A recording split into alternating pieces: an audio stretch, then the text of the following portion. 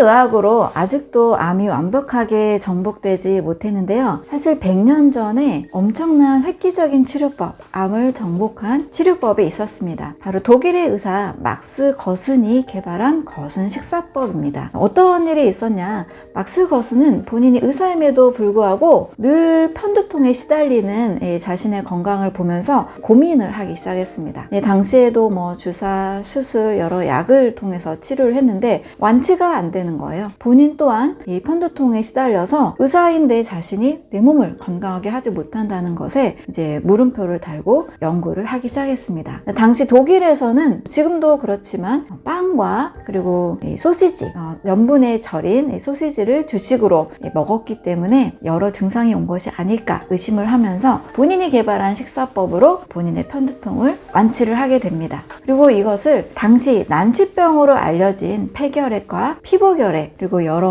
당뇨병, 관절염, 천식 여러 다양한 병에도 적용을 하기 시작했는데요. 유명한 아인슈타인의 박사 부인인 헬레나의 폐결핵도 치료를 했습니다. 심지어 슈바이처 박사의 당뇨병도 무려 75세에 걸렸던 이 당뇨병도 치료를 해냈습니다. 1924년 조 루브르 박사의 폐결핵 환자 무려 450명을 당시 치료법이 없었기 때문에 이제 막스 거슨에게 의뢰를 하게 됐습니다. 이 450명의 폐결핵 환자 중에서 무려 446명이 완치를 하게 됩니다. 이런 수많은 이 난치병의 치료 사례들이 있었는데요. 막스 거슨은 특별한 신약, 어떤 치료제를 개발한 게 아니었고요. 우리 몸의 신진대사를 좋게 하는 식사법으로 치료를 한 것입니다. 신진대사의 중심에는 바로 간과 장 건강이 매우 중요하다라고 생각을 했습니다. 그리고 당시 독일 사람들이 굉장히 염분 함량이 높은 소시지를 주식으로 많이 먹었기 때문에 나트륨을 굉장히 많이 가지고 있다라는 것에 문제를 삼아서 나트륨과 칼륨 대사를 정상으로 복구시키는 아주 유명한 획기적인 주스를 개발하게 됐는데요. 이 주스의 성분은 사과, 당근, 브로콜리, 양배추, 샐러리, 파프리카 이런 과일과 또 많은 채소들을 통해서 간에 있는 독소 그리고 장에 있는 독소를 제거한 겁니다. 그래서 건강의 이 원리는 바로 몸에 독소가 쌓인 것, 이 독소로 인해서 신진대사 밸런스, 전해질이나 미네랄 이런 밸런스가 깨져서 온 것을 문제로 보았습니다. 사실 우리가 쉽게 생각하면 집에서 키우고 있는 식물이라든지 또 애완동물이 뭔가 좀 아플 때, 또 식물이 또 말라갈 때 먼저 뭘 생각하기 쉽죠? 물을 잘 줬는지, 우리 애완동물이 밥을 잘 먹고 있는지 이걸 먼저 체크할 텐데, 사람의 몸은 아프면 바로 주사를 맞고 또 약을 쓰고 수술을 하는 이걸 먼저 생각하기 쉬운 패턴으로 고정이 된 것 같아요. 먼저는 우리 신진대사를 좋게 하는 몸의 영양 상태, 독소 상태를 점검하는 것이 첫 번째가 될 수 있겠죠. 그래서 이 막스 거슨의 치료법은 오로지 이 식사법을 통해서 몸에 있는 독소를 제거하고 또 아주 균형 잡힌 영양을 공급함으로써 수많은 난치병들이 해결이 됐습니다. 또 우리가 먹는 음식이 이렇게 질병과 직접적인 상관관계가 있을 수 있다는 것을 잘 이해하시면 건강에 큰 도움이 될 수 있습니다. 연관지어서 우리가 알아야 될 것이 바로 암과의 상관성입니다. 우리 암 하면 위암, 갑상선암, 신장암 여러 그 장기만 바라보기 쉬운데요. 우리 몸은 다 연결이 되어 있습니다. 그래서 암에 걸린 상태가 됐다는 것은 대부분의 이 간이 거의 망가져 있는 상태가 되어 있을 수 있습니다. 그래서 간과 암은 굉장히 상관계가 있다는 것을 이해하시면 좋겠는데요. 이것을 이해하기 위해서 먼저 우리가 암에 대한 개념부터 좀 필요합니다. 암은 우리가 유전질환이다 라고 알고 있었죠. 오랜 시간 동안. 가족력 굉장히 이제 걱정하고 우리 친척들이 또 할머니, 외할머니 이런 식으로 이렇게 암 집안이다 하면 나도 암에 걸릴 것이다.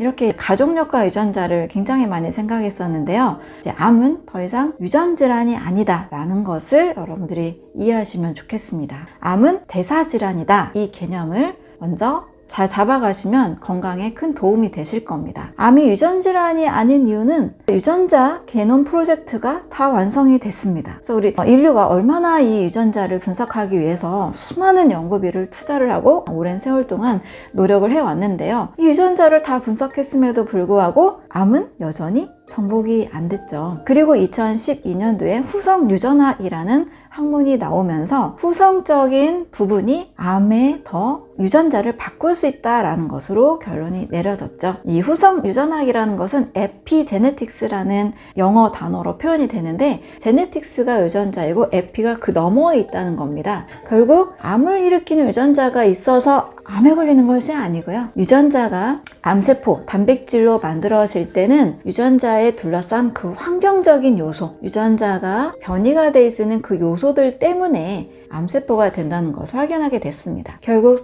암세포의 특징은 1세대 항암제가 접근한 빠르게 분열하는 세포라는 특징입니다. 빠르게 분열하는 세포를 타겟으로 삼은 것이 바로 1세대 세포독성 항암제죠. 근데 암세포와 빠르게 분열하는 G의 세포가 같은 유전자를 가지고 있었다는 것을 밝히게 됐습니다. 그러면 암을 일으킨 유전자가 있는 게 아니고 빠르게 분열하는 그 특징을 가지고 있는 유전자 때문에 이 암세포가 생겨날 수 있다라는 거죠. 이 암은 유전질환이 아니라 이제 대사질환이다 라는 곳에 초점을 맞추게 되면, 굉장히 유명한 어떤 헐리우드의 여배우가 엄마와 똑같은 이 유방암 유전자를 가지고 있어서 유방을 절제했잖아요. 나아가서 또 난소암 유전자까지도 발견이 돼서 거기까지 진행을 했는데, 문제는 유전자가 아니라 대사질환이다 라는 것에 이제 포인트가 맞춰지고 있습니다.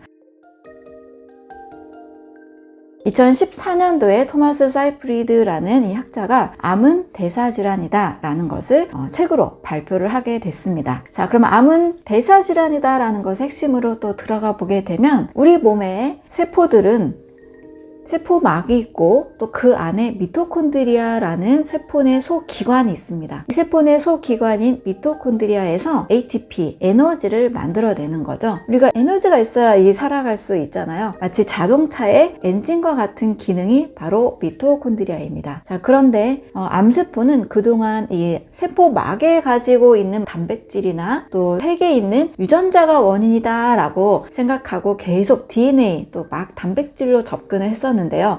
이렇게 해서 개발한 많은 항암제들이 사실은 근본적인 효과가 없었죠. 2세대 항암제인 표적 항암제도 암세포만 표적으로 딱 잡는 항암제로 개발을 했습니다. 물론 1세대 세포독성 항암제, 빠르게 분열하는 세포를 죽이는 항암제보다는 어느 정도 효과가 있었지만, 암은 또 이렇게 막 변이를 일으키죠. 그래서 어느 정도 효과가 있다가 완치보다는 다시 또 변이를 일으켜서 이후에도 재발되고 전이되는 일들이 완전히 사라지진 않았습니다. 그런데 이 세포 바깥이 문제가 아니고 세포 핵에 있는 DNA 문제가 아니고 바로 세포 내 소기관인 미토콘드리아 변성이 문제다라고 의학에서는 바로 여기에 원인을 두고 있습니다. 물론 암뿐만이 아니고 다른 질병들도 세포 내 소기관 미토콘드리아의 변성이다라고 이야기를 하고 있습니다. 어떤 실험을 했냐면, 암세포에 있는 미토콘드리아를 정상세포에 이식을 했습니다. 정상세포는 핵이나 세포막은 건강한 상태예요. 다만 이 미토콘드리아만 암세포의 미토콘드리아로 이식이 된 겁니다. 어떤 일이 일어나게 됐을까요? 암세포와 같이 종양이 무한 증식하기 시작을 했습니다. 반대로 정상세포에 있는 미토콘드리아를 암세포에게 이식을 했습니다. 이 암세포는 세포막이나 핵은 여전히 암세포예요. 다만 미토콘드리아만 바뀐 거예요. 어떤 일이 일어났을까요? 역시 마치 정상세포처럼 이 암세포로 증식하지 않았습니다. 이 실험을 통해서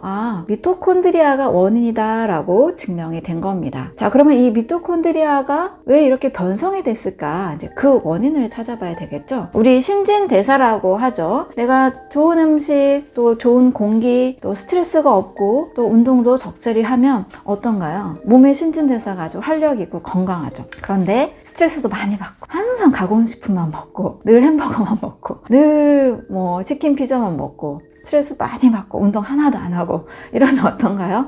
몸이 건강하지 않죠. 바로 이 환경이 미토콘드리아를 변성시키는 환경입니다. 그래서 온몸에 독소가 축적이 되고 바로 간이 해독을 할 수 없을 만큼 독소가 계속 축적이 되면 결국 세포 속의 미토콘드리아 변성의 결과 이 암세포로 또 암으로 커질 수 있다는 겁니다.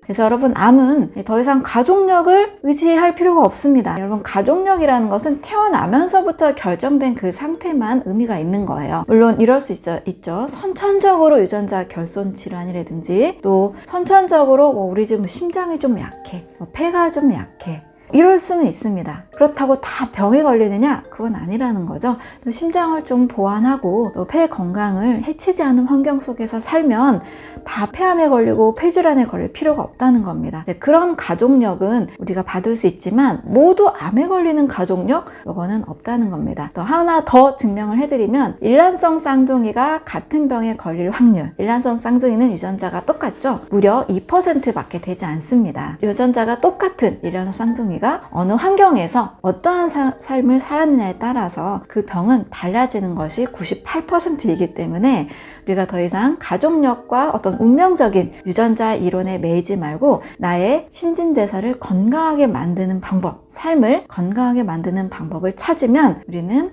병에 안 걸리고 건강하게 살 수가 있습니다. 피부가 상태가 안 좋아서 피부과를 갔는데 이 피부 약을 발라도 좋은 화장품 발라도 해결이 안 되는 경우가 있습니다. 우리는 이제 아우터 뷰티, 피부를 이제 좋게 하려고 화장품이나 또는 어떤 문제가 생겨서 약을 바르는데 꼭 피부의 문제는 피부 겉의 문제가 아니라 속에서 올 수가 있습니다. 위장과 간은 서로 순환을 하고 있습니다. 그래서 위장에서 나쁜 음식이 다 걸러지지 못해서 이 성분이 간까지 연결이 되면 독소를 어떻게든 배출을 해야 되는데 간에서도 해독이 안 될 만큼 넘쳐날 경우 피부를 통해서도 몸은 배출을 하는 겁니다. 피부도 호흡을 하고 있고 대사를 하고 있거든요. 그래서 독소가 몸에 너무나 가득할 때 피부로도 나타날 수 있다는 겁니다. 이럴 때는 외부적인 요소가 아니라 몸속 내부를 살펴봐야 되죠. 그래서 위장간 순환 시스템에 도움이 될 수 있는 해독 음식이나 또 디톡스 방법을 썼을 때 피부가 반대로 깨끗해질 수가 있습니다. 제가 아침과의 식사법을 늘 말씀을 드리는데요. 이렇게 아침에 해독이 되는 식사만 해도 여성분들은 3일 만에 화장을 잘 받는 피부로 바뀔 수가 있거든요. 또 얼굴이 빛이 아주 밝아질 수 있습니다. 또 계속 나던 뾰루지들이나 또 여러 이제 피부 상태를 위협하는 일들이 위장관 치료를 통해서 해결이 될 수가 있습니다. 피부가 걱정이 되고 고민이 되신 분들은 밖에서 신경 쓰는 그 노력을 몸속을 깨끗하게 만드는 것으로 한번 생각해 보시면 좋겠습니다.